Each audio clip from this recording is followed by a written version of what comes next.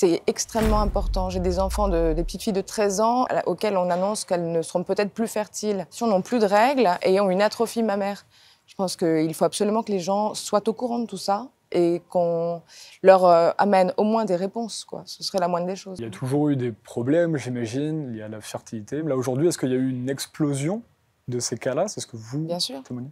Bien sûr, selon vous, c'est clair. Oui, bien entendu. Il y a des parents qui me contactent tous les jours paniqués en me donnant un numéro de téléphone en me disant « Rappelez-moi en urgence, ma fille va pas bien ». Il y a des femmes qui n'osent pas sortir de leur douche tellement elles perdent de sang, qui me disent « Qu'est-ce que je fais? Est-ce que j'appelle les urgences? Est-ce que c'est normal ?» Moi, je suis pas médecin. En tout cas, j'ai essayé de proposer un espace bienveillant de parole pour pouvoir recenser et publier les témoignages. On voit apparaître de l'endométriose brutalement, des troubles du cycle liés à des ovaires micropolykystiques, alors qu'avant les femmes, elles ovulaient bien. On a des pathologies extrêmement douloureuses également. Et encore une fois, qui ne réagissent pas, comme d'habitude, à nos traitements et on est vraiment démunis. Donc d'autres ont émis des doutes là-dessus. On peut lire dans les journaux, Ouest France par exemple disait que ça pouvait être lié à la pandémie, que c'était la pandémie et le stress qu'il pouvait avoir derrière ça. Donc est-ce que vous avez pu faire cette comparaison entre... Après, il y a quand même un souci, c'est que quand on fait une hystérectomie, on n'a pas le droit de demander une recherche de spike.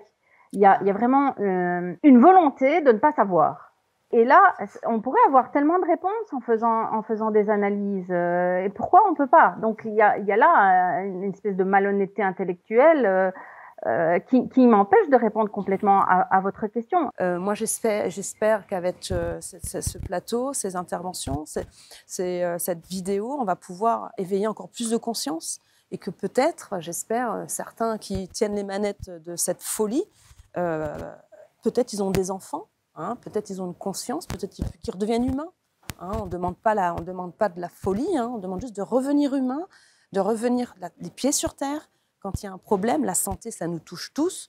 Et c'est ça l'objet de mes actions et de l'ouverture de ce Parlement, parce qu'il y a cette déconnexion entre l'élite qui réfléchit pour nous, mais il faut qu'ils se rendent compte que il y a d'autres réalités. Je remercie beaucoup Mélodie pour son action. Nous portons au Sénat des témoignages, dont celles de femmes de plus d'une cinquantaine d'années qui se sont retrouvées subitement prises de graves métrorragies qu'on n'a pas pu stopper même par des traitements à l'hexacil, par exemple, qui sont encore amplifiés, par exemple, dans les airs, mais qui ont conduit à des hystérectomies. Mélodie pourrait le dire plus que moi, mais ce que rapporte le docteur Kaiser, ce que nous apportons au Sénat et au Parlement européen et à Madame Joron aussi pour aider encore sa proposition à avancer, c'est la réalité de ces témoignages. Voilà, j'ai reçu un bic aussi, c'est mon plus gros d'intérêt.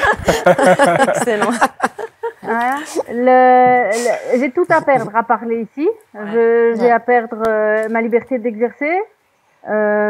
Et pourquoi je suis là? Parce que si je suis médecin, c'est parce que je suis préoccupée par l'humain, parce que je pense qu'il faut prendre soin des gens. C'est pas uniquement leur prescrire des médicaments.